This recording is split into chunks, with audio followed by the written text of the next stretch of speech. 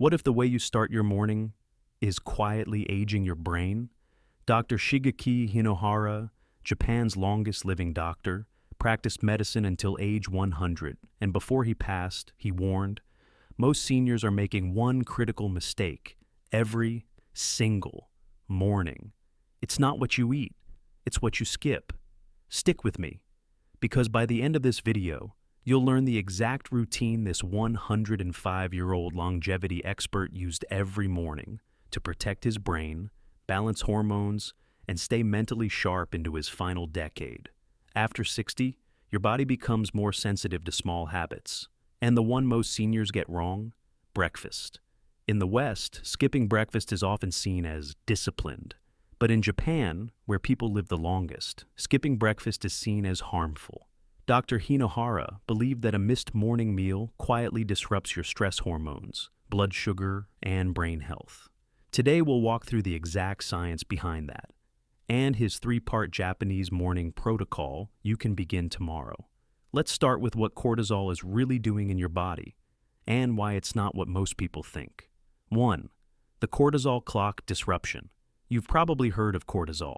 It's often called the stress hormone, but what most people don't realize is that cortisol isn't bad.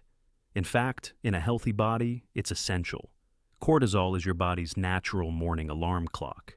It rises gently like a sunrise, helping you feel alert, focused, and energized for the day ahead.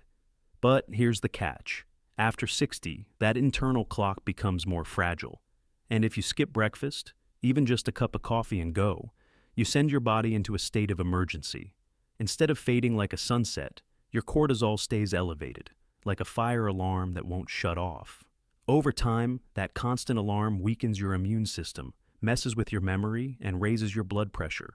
One study from UC Davis and the USDA tracked 65 women using continuous salivary cortisol monitoring.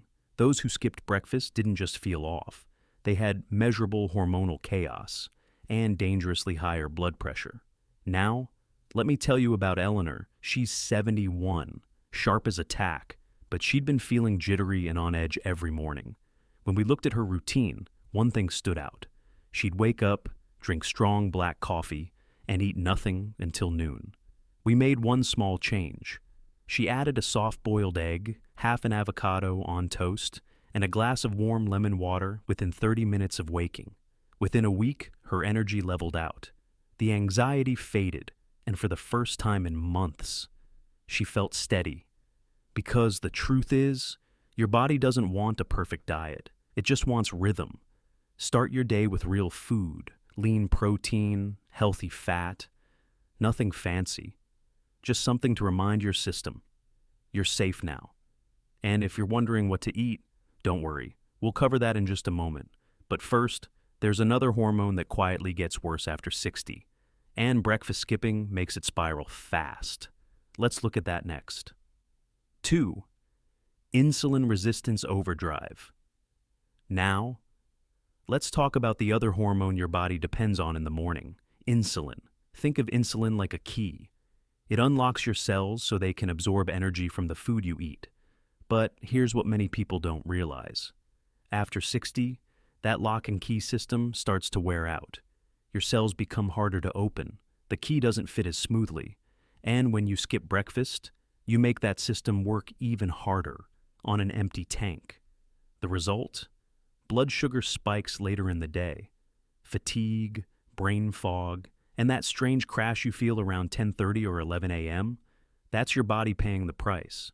A major analysis published in Diabetes Care found that insulin sensitivity drops by 46 to 56% in adults over 60. So if you're skipping meals, your system doesn't get a break. It gets overloaded. Let me introduce you to Frank. He's 68, a retired accountant, and used to skip breakfast thinking it would help with his weight. But every mid-morning, he'd feel foggy and irritable. He'd reach for snacks or more coffee.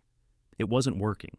So we made one shift. He added a half cup of steel-cut oats, a spoon of almond butter, and a sprinkle of cinnamon to his morning routine. That's it. Within 3 weeks, he noticed fewer cravings, no more crashes. And during his next doctor's visit, His fasting glucose had dropped by 12 points. That's the power of supporting your insulin rhythm, especially after 60. Quick check-in. If you've ever noticed that strange fog or energy crash before lunch, I'd love to know. Drop a comment. Crash days versus breakfast days? Here's what I feel. You might inspire someone else here too. And here's something to try. Next time you feel that mid-morning crash, ask yourself, did I fuel my system or did I just caffeinate it? You might be surprised at how much smoother your day becomes with just a little real food. But we're not done yet, because even if your cortisol and insulin are balanced, there's one silent factor that still sneaks in, and it has to do with tiny fire starters inside your bloodstream. Let's unpack that next. 3. The inflammatory cascade. Now, even if your cortisol and insulin are well managed, there's one silent process still working against your brain every morning: inflammation. You can't feel it right away. But when you skip breakfast, your body responds like it's under attack. It releases tiny molecules called cytokines, little fire starters in your bloodstream. They're supposed to help in moderation. But without food to calm them down, they flare. And here's the part that worries me most. Some of these cytokines can cross into your brain. Once they're in, they trigger what scientists call neuroinflammation. And over time, that leads to memory loss, slower processing, and even depression. In 2023, a study published in the Journal of Neurorestoratology followed 859 older adults for 31 months. Those who skipped breakfast had 2.1 times the risk of cognitive decline compared to those who ate consistently in the morning. It's not just about what's on your plate, it's about what gets through the blood-brain barrier. Let me share Martha's story. She's 74, bright and kind, but had been struggling with mental fog, especially before lunch. She'd laugh about it, called it morning cobwebs. But I noticed she wasn't eating until after 11, just coffee. We tried something small. She added a handful of berries, a boiled egg, and green tea to her morning routine. Right at 8 a.m., 3 weeks later, she told me, I feel like my thoughts arrive faster now, and I don't forget my keys as much. That's the thing. It's not always about more, it's about when. So here's a soft question to carry with you. Are you feeding your brain before the day asks it to perform? Because your brain isn't a machine, it's a garden. And without morning nourishment, inflammation becomes the weed. But now let's pause, because there's one breakfast belief still hanging around. A myth that quietly keeps seniors in the inflammation trap. Even when they think they're doing something healthy, let's challenge that next. 4. Skipping breakfast helps you lose weight. Let's pause here, because even with all the research on cortisol, insulin, and inflammation, there's still one idea many seniors cling to. And I understand why. It sounds logical. If I skip breakfast, I'll eat fewer calories and lose weight. But here's the truth. What most people don't realize is skipping breakfast after 60 actually makes weight loss harder, not easier. Here's why. When you skip your first meal, your body doesn't just burn fat, it panics. It holds on to fat, especially around the belly, and starts breaking down muscle instead. And remember insulin? Skipping breakfast worsens resistance. That means your blood sugar swings more wildly later, which can trigger overeating in the afternoon or evening without you realizing it. The Mayo Clinic ran a study on 1,230 adults aged 70 to 89. Those with the highest morning carbohydrate restriction, the ones skipping breakfast or eating sugary pastries, had 1.9 times greater risk of mild cognitive impairment. And they didn't lose weight, they lost clarity. Let me be clear, this isn't about eating more, it's about eating wisely. Dr. Hinohara often said, don't fill your stomach, fill your life with rhythm. So, if weight is a concern, start with a light, balanced breakfast, protein, healthy fat, a little complex carb, and follow the principle of Hara Hachi Bu. Stop eating when you're about 80% full, because this isn't a diet, it's a rhythm. And when your body feels safe and steady in the morning, your metabolism follows. Now, if you're wondering what that rhythm looks like in practice, Dr. Hinohara had a beautiful morning protocol he followed daily for decades. Let me walk you through that next. 5. The Japanese Morning Protocol. Now that we've uncovered the hidden stressors, let's shift to what actually works. Dr. Shigeaki Hinohara lived to 105. He saw thousands of patients, published dozens of books, and practiced medicine until age 100. But his secret wasn't in a pill. It was in his morning rhythm. He called it simple, but sacred, and he followed it every day. Let me walk you through it, step by step. Step 1. Morning hydration. Reset. As soon as you wake up, before coffee, before movement, drink 8 to 12 ounces of room temperature water. Add a tiny pinch of sea salt if you can. Why? It replenishes your electrolytes and helps flush overnight toxins. In Japan, this is known as clearing yesterday. It tells the body, we begin again. Step 2. Gentle, balanced breakfast. Within the first 60 minutes of waking, eat a small, steadying meal. Dr. Hinohara's typical breakfast: a bowl of rice, steamed vegetables, a slice of grilled fish, and green tea. You don't need to replicate it exactly, but aim for 3 parts: a lean protein like eggs, tofu, or fish, a healthy fat like avocado, nuts, or olive oil, a complex carbohydrate like oats, sweet potato, or brown rice. The key is balance and timing. It's not just what you eat, it's when.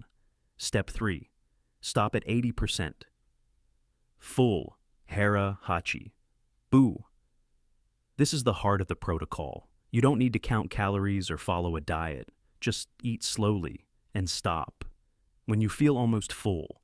Dr. Hinohara believed this simple habit prevented inflammation, digestive strain, and metabolic overload without restriction. Let me tell you about Helen. She's 69. She started this protocol after struggling with bloat, poor sleep, and morning stiffness.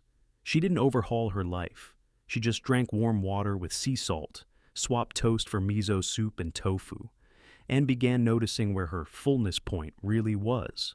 2 weeks later, she said, "My joints move easier, my stomach feels lighter, but most of all, my mornings feel peaceful." That's the power of rhythm, not perfection, rhythm. So, here's a gentle prompt for you. If your body could speak each morning, what would it ask you for? You don't have to do everything, but maybe just one step tomorrow: water, food, pause, and let the healing begin from there. You know, aging well isn't about chasing more. It's about honoring rhythm. And sometimes, that rhythm starts with the smallest choices: a sip of water, a bite of food, a pause before the day begins. Because your body isn't confused, it's just waiting for your signal. That's what Dr. Hinohara taught. Live with curiosity, eat with balance, and don't forget to smile every morning. So, here's a quiet invitation. What if your mornings became a ritual, not a rush? Would your body feel safer? Would your mind feel steadier? If this message resonated with you, try the protocol just for 3 mornings. Wake up, drink water, eat a gentle meal, stop at 80% full, then come back here and let us know. How did your body feel? Drop your experience in the comments, even if it's just one word. And if you'd like more gentle, science-backed guidance like this, go ahead and subscribe. This community is for you, and we're just getting started.